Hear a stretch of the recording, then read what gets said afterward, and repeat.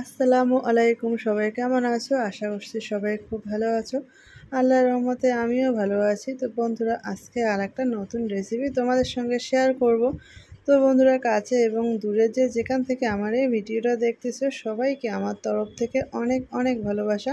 তো বন্ধুরা, এই রেসিপিটা আমি শেয়ার করব, মানে আমি যেভাবে রান্না করি সেটাই কিন্তু তোমাদের সঙ্গে শেয়ার করব। সবাই তো সবার মতো রান্না করে, আমি একটু অন্যরকমভাবে রান্না করি, সেটাই তোমাদের সঙ্গে শেয়ার করবো। এটা হলো কচুর পাতা, মানে কচু শাক আর কি। কচু শাকটা আমি কীভাবে রান্না করি সেটাই কিন্তু তোমাদের সঙ্গে শেয়ার করব। প্রথমে এই যে ছোটো ছোটো করে এভাবে করে কচু শাকগুলো কেটে নেওয়া হলো। তারপর আমি প্রেশার কুকারে কচু শাকগুলো দিয়ে দিচ্ছি, মানে আমি দিচ্ছি না, আমার যে চাচি শাশুড়ি আছে আমাকে কাজে হেল্প করে, তার কাছে দিয়ে নিচ্ছি আর কি প্রেশার কুকারে। তো তিনি আর কি সব কিছু কিন্তু প্রেশার কুকারে এই যে এভাবে করে দিয়ে দিলেন।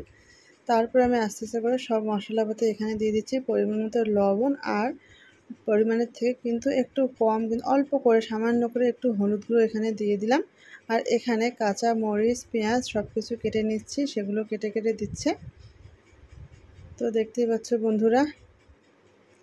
তারপরে যে কাঁচামরিচ কেটে দেওয়া হয়ে গেল, এরপর দিয়ে দেওয়া হবে পেঁয়াজ আর হলো রসুনের যে পেঁয়াজও কেটে দেওয়া হয়েছে। এরপর দিয়ে দেবো একটা গোটা রসুন আর কি, এখানে দিয়ে দেওয়া হবে শুধু ছিলিয়ে।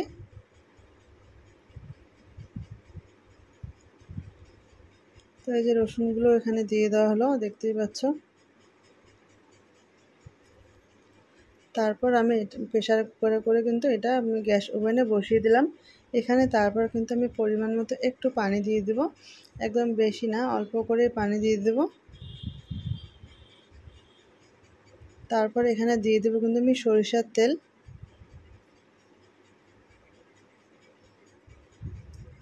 তো বন্ধুরা, তোমরা তো তোমার মতো করে কচু শাক রান্না করো, আমি এভাবে রান্না করি। তোমরা যদি এভাবে একবার রান্না করে ট্রাই করতে পারো, তাহলে দেখতে পারো কতটা টেস্টফুল হয় এই কচু শাক রান্নাটা। তো তারপর আমি এই প্রেশার কুকারের ঢাকনাটা আমি লাগিয়ে দেবো। এটা কিন্তু কোনো নাড়াচাড়া করবো না, এই অবস্থায় কিন্তু থেকে যাবে।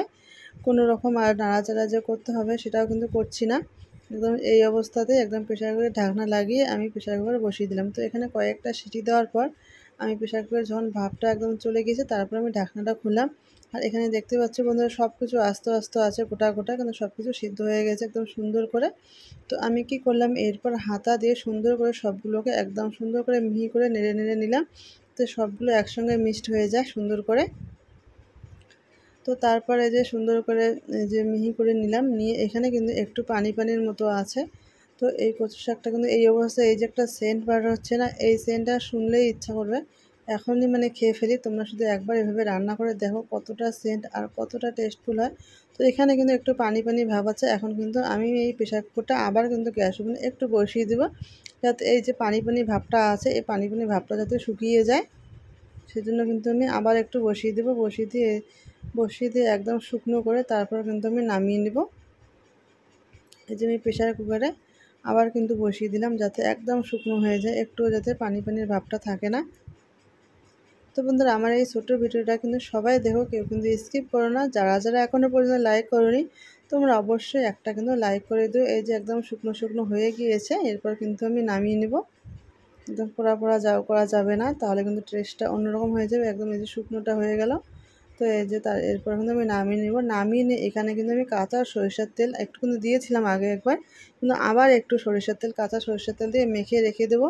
তো বন্ধুরা, এই ছিল আমার আজকের রেসিপি। তোমাদের কাছে কীরকম লাগলো তোমরা কিন্তু এটা অবশ্যই জানাবে।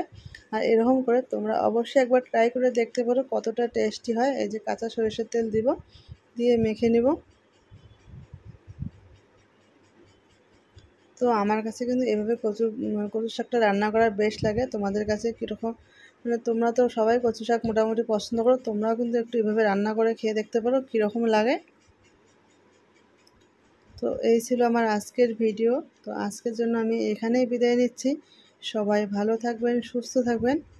আর যারা আজকে আমার ভিডিওটা নতুন দেখতেছো, প্লিজ তোমরা কিন্তু সাবস্ক্রাইব করে বেল আইকনটা বাজিয়ে পাশে থেকো। আর যদি তোমার কোনো অংশ ভালো লাগে, তো অবশ্যই সেটা কিন্তু কমেন্টে জানিও। আজকের জন্য আমি বিদায় নিচ্ছি। আল্লাহ হাফেজ।